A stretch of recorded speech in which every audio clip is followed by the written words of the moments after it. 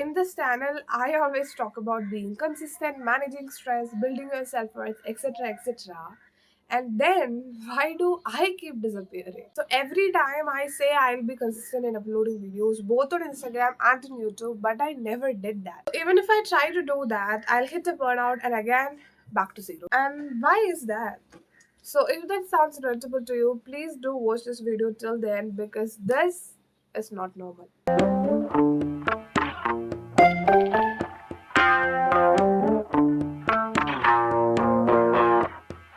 So last week I came home from my hostel after finishing my exams. So now you know why I have not been posting.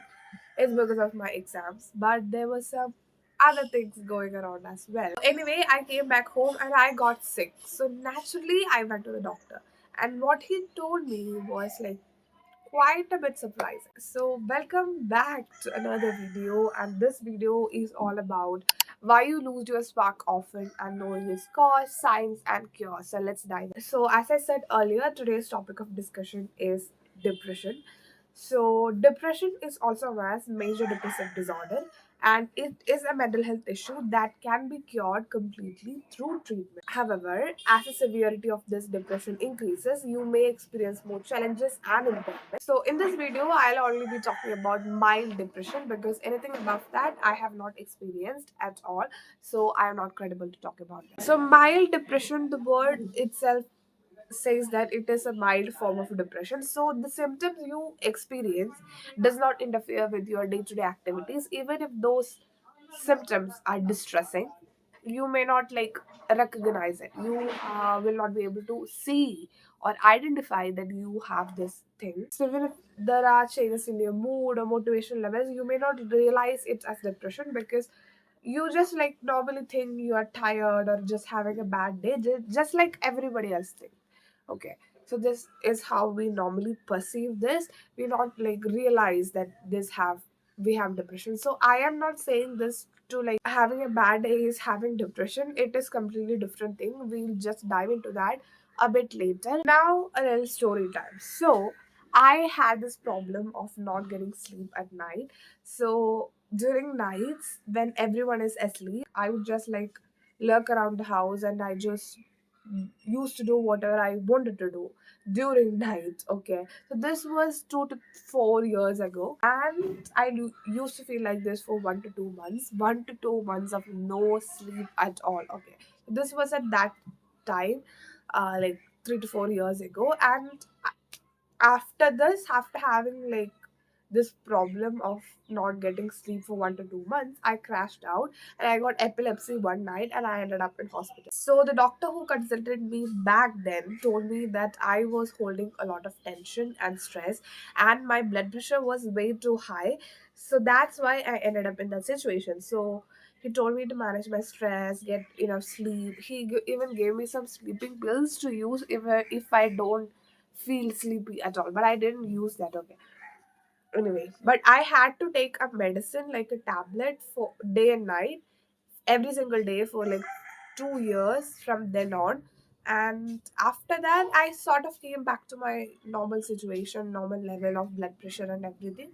So I was in 10th grade at that time, by the way. So when I was taking that medicine, my BP would go like so low that I survived all of my 12th and 11th grade on glucose. Okay, so this my blood pressure was so high at that time, so this tablet was given to lower that blood pressure. So the tablet would lower it to a level that it became so low, so I would need to like inject sodium chloride into my blood to to be able to bring that blood pressure to a normal level. So I survived all of my 12th grade with this glucose. So on most of the weekdays, me and my dad would be in the hospital inserting this sodium chloride into my blood. Okay, just to be able to bring that BP to the normal level.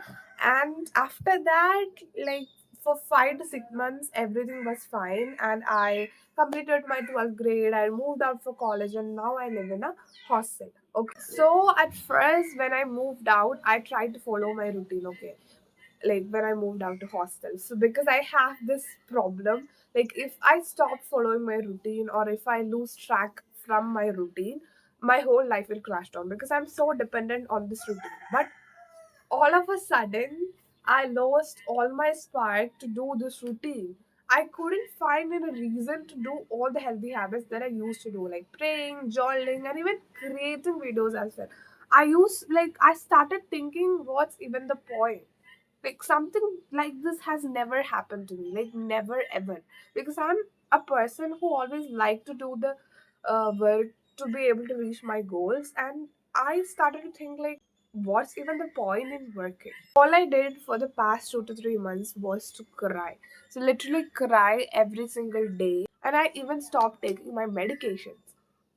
I even stopped taking care of my own body. I knew that if I don't take these medicines, my body will crash out because my body is that weak. It can't survive without medicines. And I felt very, very shame from here because from the outside I look like a very healthy person, and if I don't like take medications on a regular basis, I can't survive. And I knew this and I stopped taking medications. And on top of all of this, two major things happened. So the first thing is very personal, and I won't be disclosing that here. It is something that happened in my personal life. But the second thing, I can talk about that. So as you guys already know, the LPG shortage is everywhere, and my college decided to close down quickly by preponing the semester examinations. When that announcement came, I haven't even started studying a single thing. I thought like I would get 2 months to cover the entire syllabus, but I only got one. And the faculty started conducting extra classes to finish their syllabus, and they did. Okay, they finished their syllabus and they uh, were done with their thing. But we were given like such tiny time to study, and I was so angry on that day when I heard this thing. I was literally shouting in my room, and my roommate was like, what happened to you? Again, I had no option but to study, to lock in, and to get the work done. So I did that.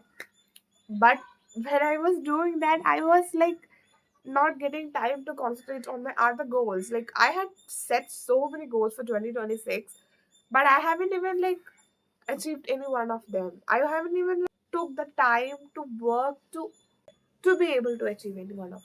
But again, the exam was over and I came home. But there is again a twist. I started getting the old problem again. Yeah, I was not able to sleep. I was not getting sleep. So when I went to the doctor last week, I told him about this problem, and he said this could be a starting point of a mild depression. So coming back to our topic of discussion, feeling depressed or feeling low, feeling stressed all of the time or most of the time in your life or most of the time in your day is not normal. It is like you people experience like small bursts of low mood and stress and sadness because of the things that happen in their life, but feeling depressed all of the time should not be your life story. It could not be. First things first, let's discuss the signs of depression. Anyway, the signs and symptoms of mild depression are very similar to that of major depressive disorder, but they tend to be more milder and are more chronic in nature. Okay, so I've listed them out, so I'll just read them out loud.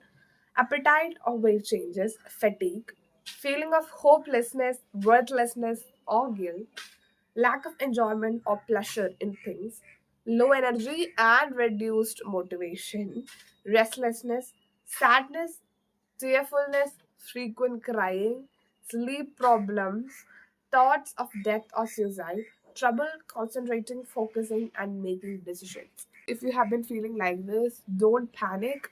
This can be completely cured, but you need to take a medical support. Okay. Again, one thing, if you have been feeling like this for a day or 2 days or even 10 days, don't consider it as depression, okay?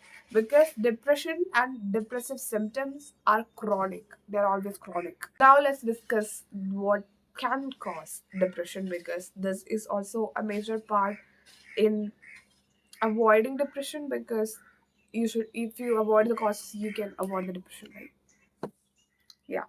So, like major depression, my mild depression also comes from the combination of multiple factors. Again, I'll read them. Genetic susceptibility, biochemical imbalance, life stress, and environmental circumstances. So these are like certain factors. In this, the genetic we can't control. Biochemical imbalance, it is the chemical biological structure of the body. This can be like controlled through exercise, meditation, medications, and all of these things. Lifestyle, again, our lifestyle. Stress, I've made a whole video about that. Please go watch it. And environmental circumstances, the environment you are in. So the environment does not only mean the natural environment. Of course, it can cause like if you live in a very polluted, very crowded, very congested place, it can cause stress. But environment also means the people you surround yourself with, the work you do, your workplace, your work-life balance. But in most of the cases, the primary cause of the disease like remain very unclear. Like this can also come from other factors like chronic illness, like in my case, or any other psychiatric issues like other psychiatric issues, yeah, and abuse cases, abusive cases, like people who smoke or use drugs, they are more like susceptible to this.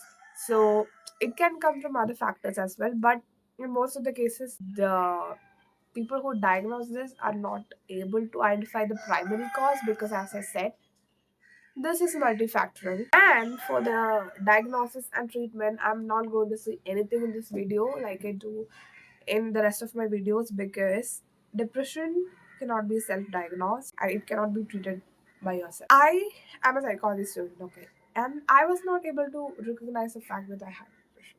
So what about the normal person? You just can think.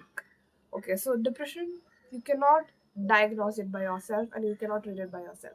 You need to consult a professional. And as I said earlier, if you have been just feeling low, you cannot just like think that I have depression or I have this thing. What I do? You can't confirm it by yourself. You need to be diagnosed medically by a professional. You cannot like just assume that you have depression, and you need to take necessary treatment as well. And I don't want to repeat the cliche dialogue here that this too shall pass, because this will not pass if you don't change it or try to improve it. You need to work on this thing, but again, don't try to do it alone. Try to do it with the help of a professional, and again, your family and friends will also be there for you. And have faith and have hope.